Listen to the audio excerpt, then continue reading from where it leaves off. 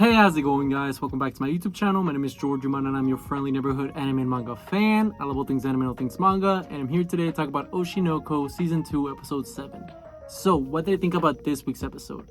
To be completely honest with you guys, I love this week's episode. I think it was a phenomenal episode, not just for the season, but also for, the entirety of the show, because I think this week's episode really showcased the dynamic between Akane and Kana, which is, to me, personally, one of the strongest suits of this entire series. And they really showcased the rivalry, as well as, the past of Akane and how she became the person that she is today, and how Kana was very influential and very important to her upbringing, to become an actress and all that. And they really digged into Akane's backstory, which I really appreciated. Once again, gave her more layers as a character. Now, before I go any further with this week's episode, I just want to give you guys a quick reminder to make sure to subscribe to my YouTube channel so you guys can be up to date with all my Oshinoko, as well as all my anime and manga content that I'll be providing in this channel. It really helps out a lot, and I would really appreciate it if you guys could subscribe to my YouTube channel. So if you guys could, please subscribe to my YouTube channel. Now, with all that out of the way, let's get into this week's episode.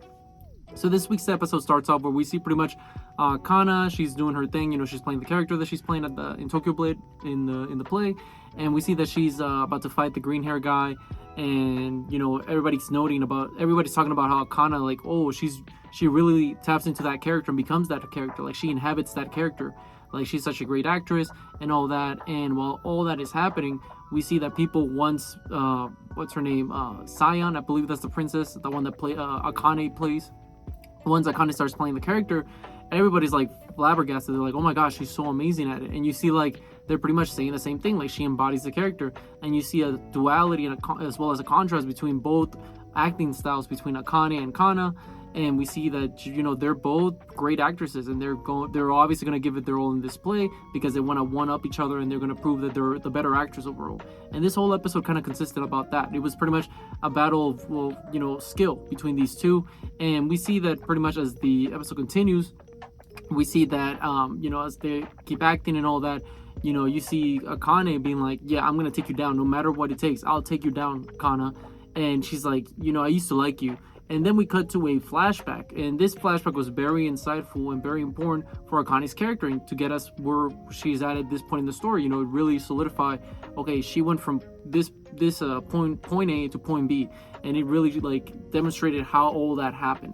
And pretty much what happened is we see that how she fell in love with acting, and how back as a kid, she loved Kana, that was her favorite actress. She just thought she was so cool because she could sing, she could act, she was great in those TV shows that were, they ask you questions and all that, like interviewers. She just thought she was so cool. And fun fact, she even cut her hair like her.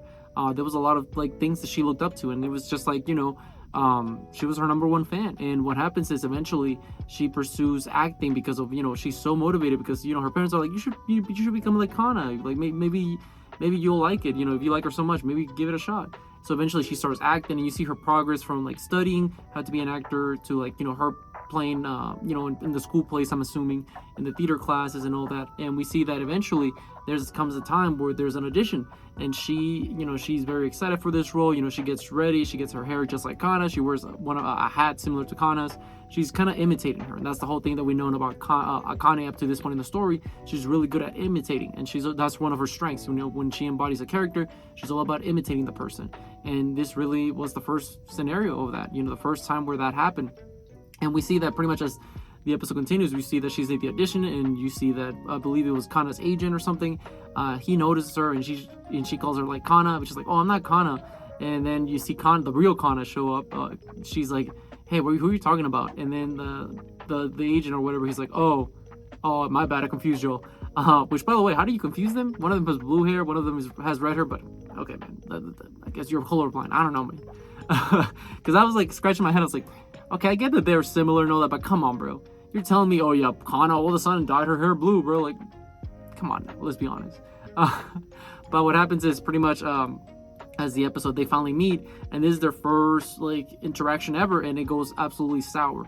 And that's a funny thing where everybody always says never meet your heroes because you might regret it. And this was a point in case of that. It was a very important scenario for Kana to, Akane to acknowledge that, because what happens is as she meets her idol, pretty much, Kana's just being rude to her. She's just cause she's like, hey, why are you here? It's I'm here to audition. It's oh, you should just give it up. They already casted me. And no, she, I believe the agent was saying that. And then Akane is like, what does that mean that they already casted you? That seems kind of unfair. You haven't like even done anything. And then Kana just snaps at her, like, you really thought this was about acting, bro? It's all about clout. Like, I'm the more bigger actor. It doesn't matter. You can be a better actress than I can, but they'll never hire you because they always want the name recognition, which is honestly something that's always happened in the entertainment industry, whether it's in movies, TV shows, whatever you want to call it.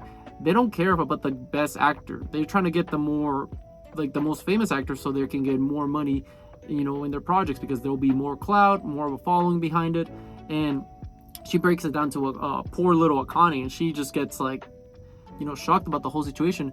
And eventually, Kana gets pissed off. It's like, why are you imitating me? Like, stop imitating me. And then she like throws her hat, like the hat down, and it makes, Akane cry. And it's a very like emotional scene. It's very sad. And I felt bad for Akane, like if my idol would have done that to me, like, if little George would have met, like, I don't know, somebody like one of his idols, like a John Cena or something. I was really big into wrestling growing up.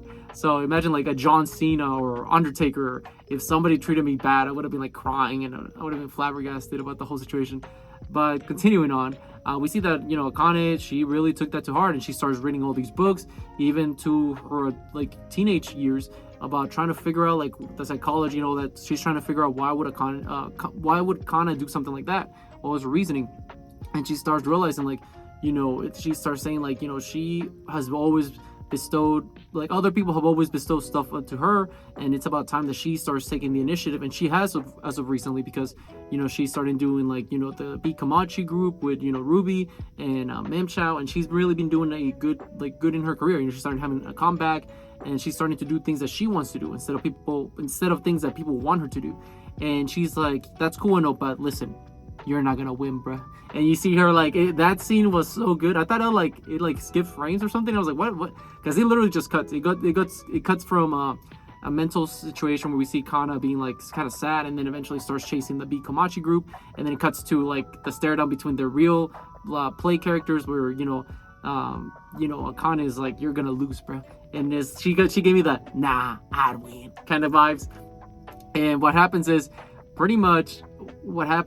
that they start talking, and Akane just gives the performance of her life. She's just killing it. It's so beautiful. Like, she's just magnificent and all that. And what happens is pretty much the next scene is where Kana's like, okay, you want me to bring my A game? You got it, lady. You got it.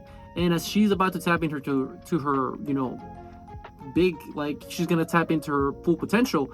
Because Akane already tapped into that, because you see the symbolism in the eyes, when the stars show up, that's her giving her all, chasing the stardom. And Kana's like trying to do it, and eventually she doesn't do it, or she does, because we find out that is her best performance she could do is hype up Akane's character, because that's the role for the play. She could hypothetically outperform Akane, but that would not be beneficial for the play, because obviously Princess Sion or whatever, she's the main focus of the story, not this character that Kana's playing. So it's really fascinating that she took the back burner seat on this, and she was just like, yeah, I'll let you have the spotlight, don't mess it up. And you see Akane pissed off, because she's like, no, you were supposed to be performing your best, you were supposed to give it your all, you were not supposed to just bend over and give it up. And you see that, Kane's just like, yeah, man, it's all up to you now. Like, it's your spotlight. I'll give you the spotlight this time. And it was a lot of growth in Akane's part. It was a lot of growth in Kana's part. And, for poor Akane, she was devastated about the whole situation, because she's like, I gave it my all. I wanted to defeat her, and I couldn't, because she just gave up, and that's not fair. I want to fight her at her best. And pretty much she goes backstage, and she starts talking about that. And Aqua's backstage, and she's just like still mad about it. She's like, why would she do that? And, Aqua's just like, hey, listen, she just wanted to, make you look good. Like, that's simple as that.